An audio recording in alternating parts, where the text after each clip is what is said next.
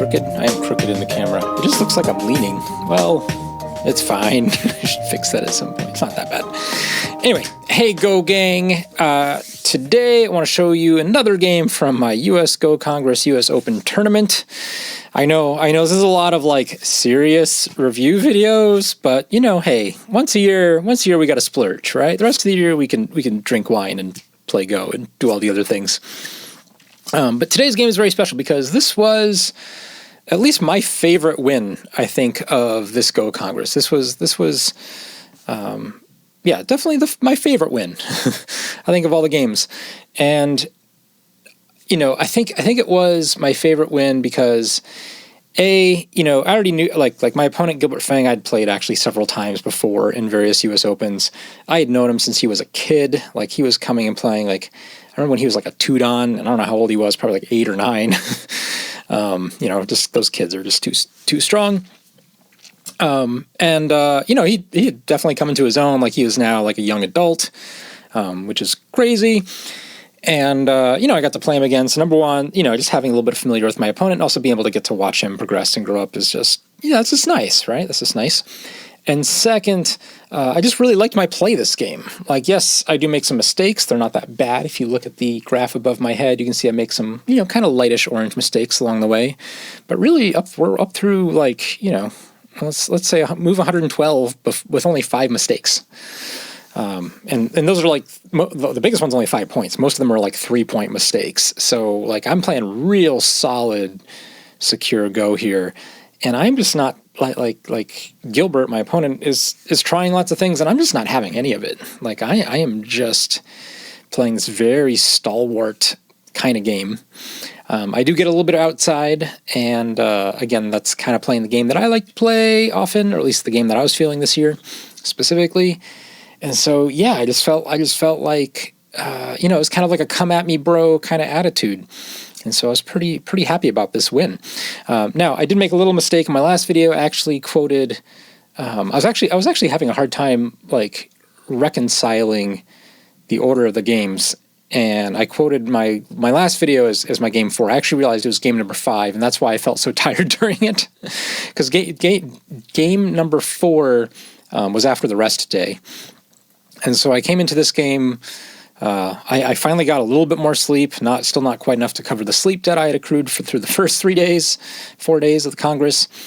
But I came to this game more rested as well. And I think that also had a lot to do with my mood and my valor, my vitality for this game. So let me show you this. Let me show you why it was my favorite win of the Congress this year, of the US Open.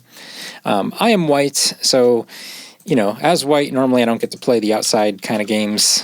But my opponent takes a 3-3 immediately, and so I get a little bit on the outside. And so you can already kind of see that shaping up. Now, when I say the outside in this game, what I really mean is, barely. Like, I barely have control of the outside because there's no moyo that's going to be established. My opponent goes right in immediately, and I immediately attack. And that's the entire game. Like, this is, perfectly fair, perfectly even. The AI likes everything.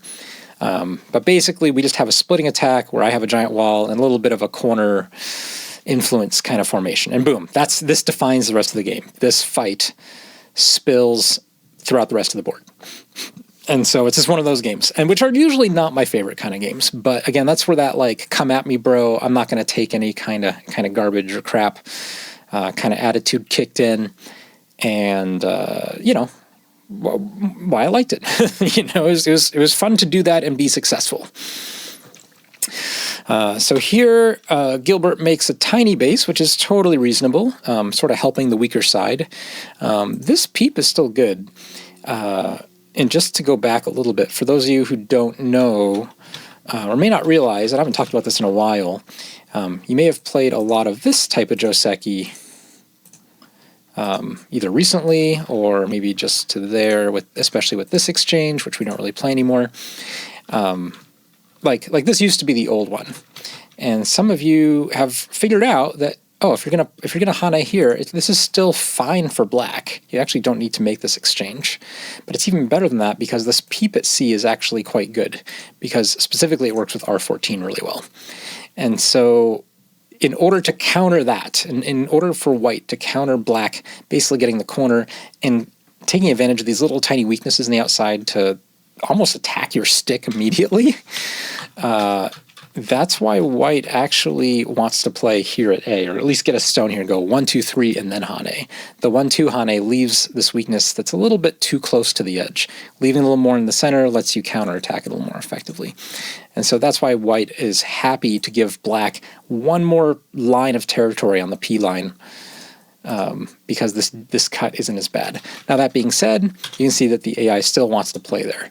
Even though it's not one line closer, this would be much better for black. Actually, can we just compare? We can compare, right? If I play here, all right, it says white has a 1.6 point advantage. All right, let's keep that in mind. Let's do some science. Now, this isn't going to be quite fair because we're comparing a 10,000 play out with like a 500 play out when it plays out this variation, but we'll see. I'm just curious. Let's see. Black had a stone here. We invaded here. Sure enough, it's almost the exact same. 1.5 points. Is that a tenth of a point difference? Is 1.6 before, right? All right. So not as good. Also, my doorbell's ringing, and I don't really want to answer it because it's probably kids. We'll see. The weather's really nice. All the neighborhood kids are out today, so that's always fun. But not today, suckers. You kids got to stay outside. I get to be indoors recording Go videos for y'all. All right, so a tenth of a point difference. Again, not really a fair comparison with a 10,000 play out. I was hoping it'd be like maybe even close to a point, but alas. All right, here, let's this move. Yeah, tenth of a point difference. All right. AI, you've ruined my whole entire point. But anyway, Gilbert plays here, totally good. And I have lots of options to attack these two stones. I have no idea which one is best. They all are pretty similar. This AI prefers this one, but basically anything over here, we just don't know, like for sure. Gilbert dodges, and I play a little bit of a questionable move. It makes total sense. If black's going this way, like even though I have a strong white group here, this is still a stick that can be attacked. I really want to fight over the base area. We've talked about this a lot in the last few videos, like those base moves are so important. In this case, I could actually change the direction of the attack, or I could play this kind of settling formation. Looks like this one's the best one. That's weird. I wasn't gonna. Let's not. This is weird. Let's play this one. Oh, wow. All right. Well, the AI wants to do all these extra special exchanges. White eventually has to come back, and white can kind of settle this. And, that'd be simple enough. But black is a lot stronger here, and again, is going to poke at this cut. And so it's going to be a fight between this group and this group now. For whatever reason, I just feel more comfortable having a running fight between this group and this group, more on the center of the board. So, I don't know. It's a point loss, but... I play another point loss, but the game's still basically even. Black makes good shape. I jump out with the requisite move, and at this point, Gilbert makes, I think probably the defining mistake of the game. Like this move, it's only a 3-point loss, but the train it sets in motion really does define everything else, because you're going to see black just lose a lot of points really quickly from playing this 27. And what's the point of 27? Well, black is basically trying to scoop out a base for one of his groups, which you can see. Like here, if we play it out, I Atari, and he plays this move, he follows it up with an even bigger mistake. And here it's actually okay. Like you can still play this way, force me to take, then he can play here. And then the A wants me to do this, of course, but let's just assume I have to connect. And in this position, I have to connect back like this. And there's this Aji here later. Like, this is not clean. And so right now it works for white. Like, white's not in danger of dying. But there is Aji there. And so, black gets to keep that in mind, and that helps this 6-stone group. This would have been okay for black. But what black does is worse. And he plays this move first. And the sequence matters, because after I connect, he can still play this now, but if he does, I'm not going to take this stone, I'm going to connect out. And yes, black can live over here, but now I get a big attack on this group, and I'm feeling quite strong and safe everywhere. So the timing matters. You have to take this Atari first and make sure white wants to take it. I guess white could be creative and not take it, but that's dumb, right? Because now it's black's move, and black gets out. Black doesn't get attacked. So yes, this is like such a subtle little detail of you can't take this. You have to take this Atari first. Probably there's a cut axiom in Go where it's cut on the side you don't want, and I think that applies to Ataris as well. And there's two Ataris here. Which one do you take? First Atari on the one you don't want, and then you can have threaten the one that you do. Anyway, that doesn't always apply 100% of the time, but I'm gonna go with that as your Go proverb of the day. Cut on the side you don't want, and Atari on the side you don't want. Okay, so anyway, after this, you can see white already has a 10-point advantage. Well, why does white have a 10-point advantage? Oh, that's not the game, is it? That is the game, yeah. Because this is safe, and instead of having to take this stone, I can play here now, which, black responds here, of course. I make a mistake here. I give some points back. I can actually connect. Remember that Co-type shape over here? Well, again, it's just Aji. I shouldn't really worry about it. It doesn't do anything yet. And this is better, right? Because now this group is linked. And 2 live linked groups are better than 2 kind of alive, not linked groups. And by kind of alive, I actually mean this one's quite alive after I take 38. But later on, black could attack this because this is not linked up. And in fact, black, by playing here, can force me to live again and again, and now the attack on this group is even stronger. So that's for later, though. That's for later. So I give a few points back by just taking. I should play there. But after black plays here, there's this immediate peep that I take advantage of, and black should try to fight back. Like if this all runs out, I'm quite happy, actually. Like, black really can't play this way. Oh, the AI doesn't even want to run again. It just wants to cut right now. Wow. Cool. Like, these 4 are going to die, and if black really tries hard to save them, then I can just kill this one and I'm still safe. So real painful to allow this cut, but black doesn't do either of that. Instead, in response to this peep, where does black play? This is the game. This is the game. This isn't the game. What is going on here? This is the game. Let me turn off the AI. I'm getting confused with the AI. Don't let Nick get confused with the AI. Oh, right. I make this exchange up here. I'm not looking at the right part of the board. This exchange is not necessary. It's almost always a good exchange in this case because of the Aji here. I can kind of take it almost any time, so I just choose to take it now.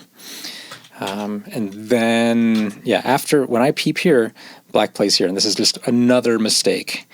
And these are all little mistakes that all pile on top of each other, mainly because it all started with black trying to make a base for this group with S9. And now black definitely doesn't have that. My group over here still can't really be attacked. My group over here is small, but it's alive. At least I should say this can't be attacked directly. Like, there are some sequences later on that can weaken it, but right now we're okay. And right now I have a giant corner. Like, I just gained a lot of points from this, and black has 2 floating groups. Furthermore, this move, it looks like a good shape point, but I actually have a cut through here later, so as soon as these 2 stones get strong, black has to be mindful of that cut as well. And my biggest regret in this game is actually not taking advantage of this cut. I'm looking at this cut the whole time, and I'm like, it looks so dangerous. But the AI is like, you dummy, just cut. You're strong enough, just get some liberties and cut. So again, all through here, we just have this running fight now, and we have a weak black group, a weak white group, and a weak black group, and look at all this profit white got to take. So that's 2 weak groups to 1 weak group, right? Black has 2, I have 1, and I get profit. Like, this is now easy game. or should be kind of an easy game. No game against any of these players is actually easy, but that's the idea.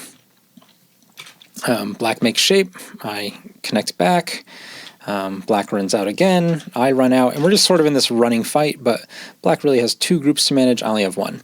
Now the AI does not like 54, it thinks this one's too greedy. I'm still trying to poke at these weaknesses, and this move seems like it works well enough. It's very thin though, and it gives my opponent lots of counterplay. However, Gilbert, he's fighting back. Like, he's not taking this. He feels down. Like, he knows his back is against the wall.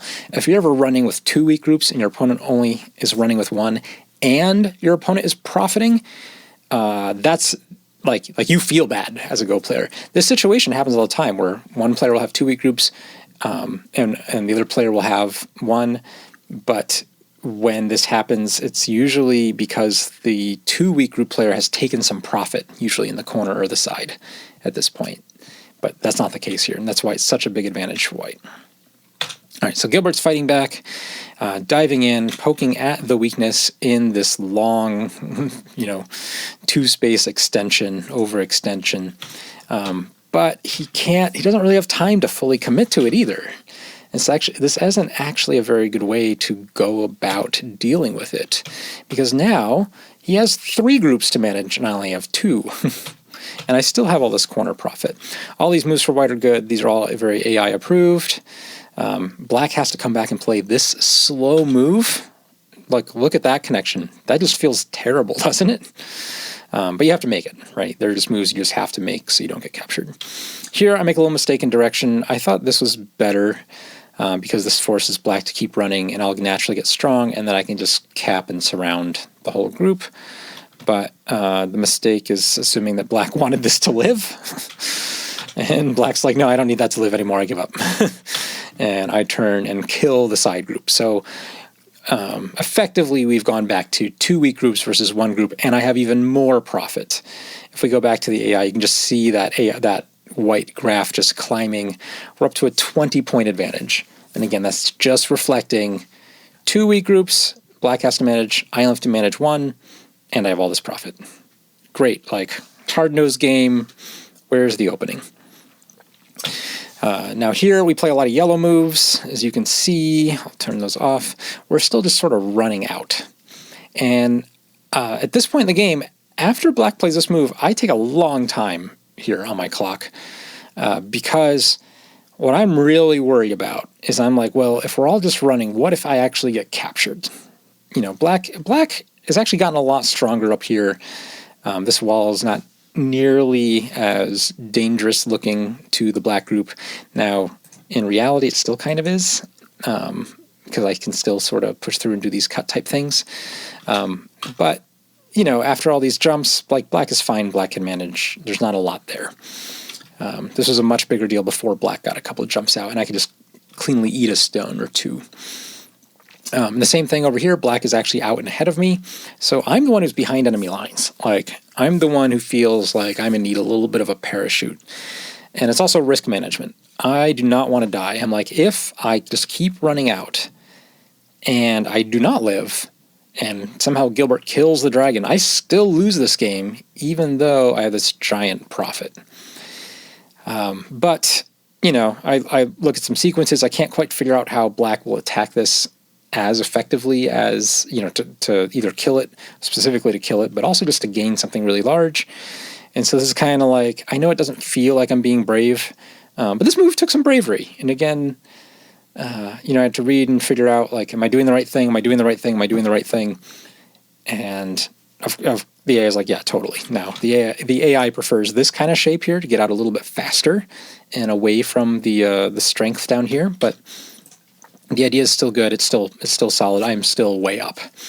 But I did think about it, and maybe that's another reason why this is one of my favorite games of the Congress, is because, it wasn't beast mode like the first game where I had to just go, I had to find something out of nothing, and go a little bit insane and exploit everything.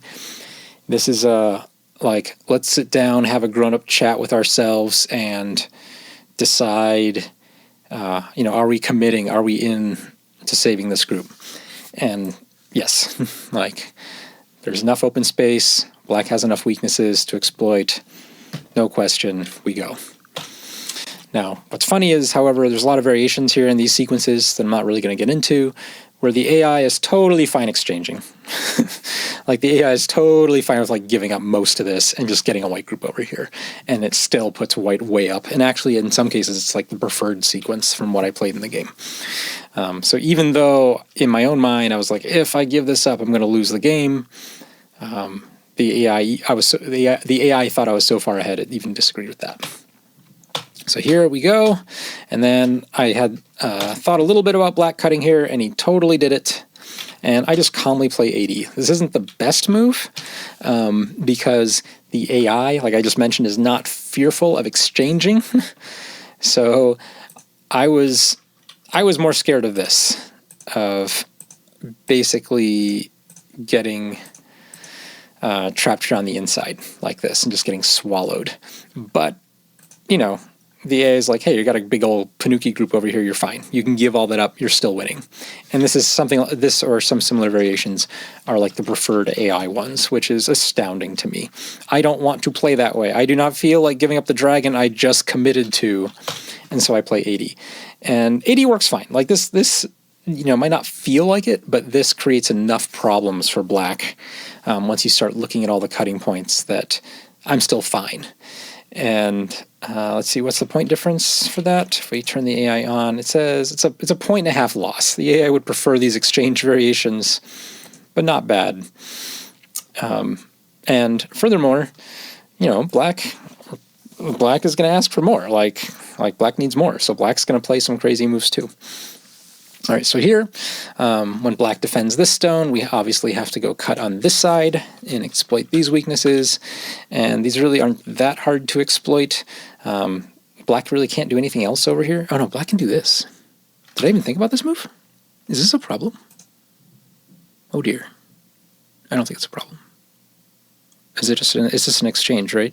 I can take this Atari, and then capture. But then there's this cut. I don't know. What does the AI think? Well, the AI, first of all, does not like that move. But then, how about this one? Oh, it says big loss. Yeah, because the AI wants the exchange. I have to remember that.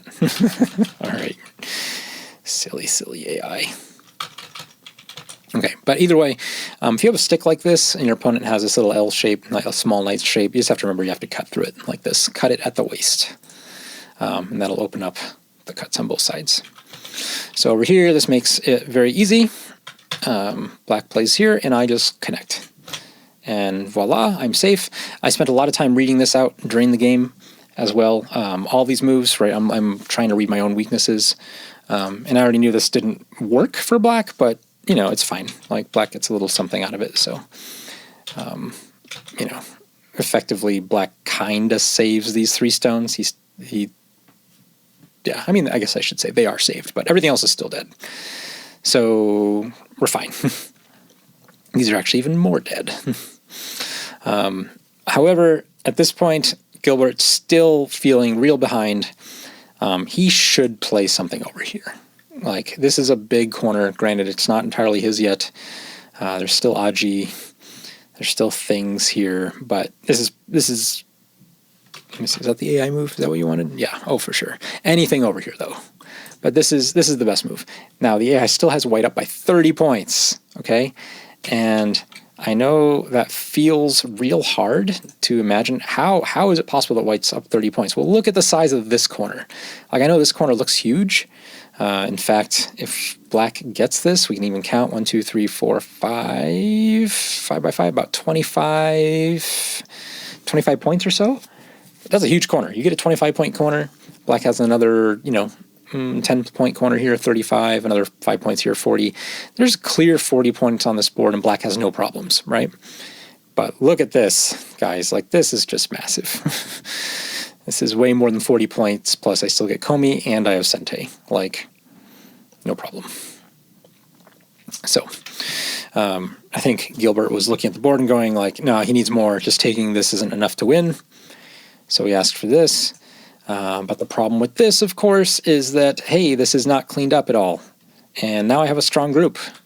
And so I have no fear either, so I can go start letting myself be weaker somewhere and just play out. So we fight this kind of crude fight, and I make a very nice, happy little side group over here. Now the danger with this, though, however, black got a lot of thickness and comes over here and makes another moyo. This moyo is too thin. Like, first of all, this corner is still open. Like before, black could have had a 25-point corner. There's no longer 25 points in this corner. Black will be lucky to get 15. And realistically, you know, if white gets the first move, it's probably going to turn to like a less than 15, maybe even 10-point corner. In the game, it even turns into less than that. But, you know, black is just very busy. It's very hard to defend moyos when all of your opponent's groups are strong. You can only build a really large framework and expect it to turn to territory if you have something to attack. So what, I ask, is black going to attack here? And there's just not that much. I play here, which threatens to cut. Black counterattacks, but no matter. He still has this cut here. So if the second I connect or kill the stone, right, this is a problem.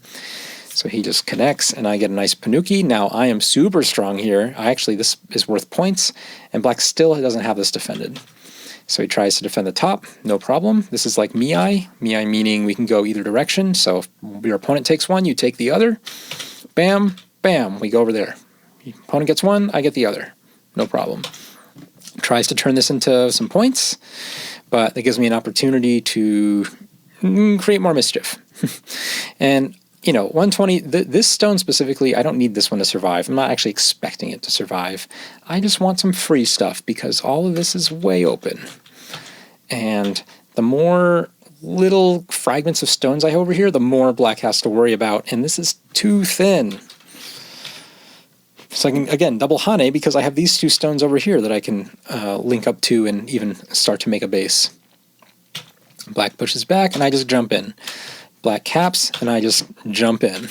And again, you might say, but that stone can be cut. Yes, but I have two other stones over here, right? I have these little stones to work with. And so when I play here, this starts to put some real pressure on this group. If this links up to this whole stick needs some eyes. Right? Like, remember this group that was attacking me? Like, now I have no problem. So black needs to come back and make sure it links up or kills something along the way, which means I get more free stuff. And this is where I stopped recording, but you know, the game continued on. Gilbert played it out for quite a long time, just trying things.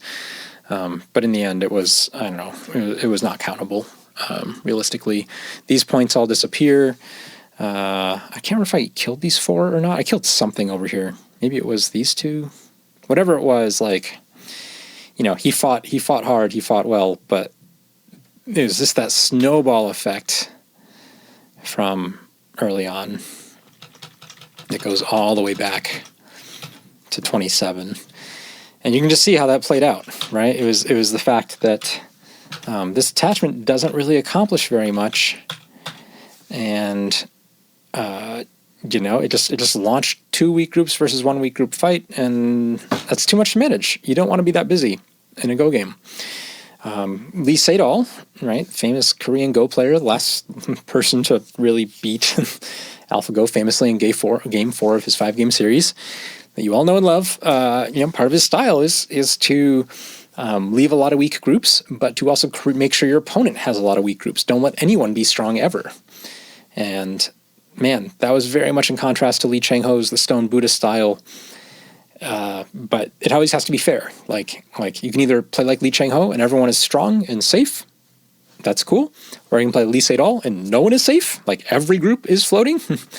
But if you get yourself into situations where you constantly have more weak groups than your opponent, you're probably going to lose a lot of Go games. And so, anyway, this was a happy game for me. This was, you know, just like I finally had sleep. I was feeling good. I played an opponent who I, you know, again, not that Gilbert and I were like real friends. Again, he's a generation behind me, but, you know, who I'd watched growing up. That had some meaning. And, you know, here we were at the Cleveland Go Congress just doing what we were supposed to do. And so it was a nice game, and I felt real happy about it. So anyway, I hope, you know, that you guys have been enjoying these. The last game, I'm going to do it. I'll make a video for the last game too, because there's only 6 games in the U.S. Open, and they are, you know, it's a long sequence. It's a marathon, not a sprint. The last game I really haven't looked at since that day I played it, and quite frankly, I'm a little bit scared too. That's that one. Yeah, that one. Anyway, come back and see it. Thanks for watching. Happy going. Get the stones, get the bowls, capture race, 2 space base, test 2 key, 10 key, Joseki makes a key.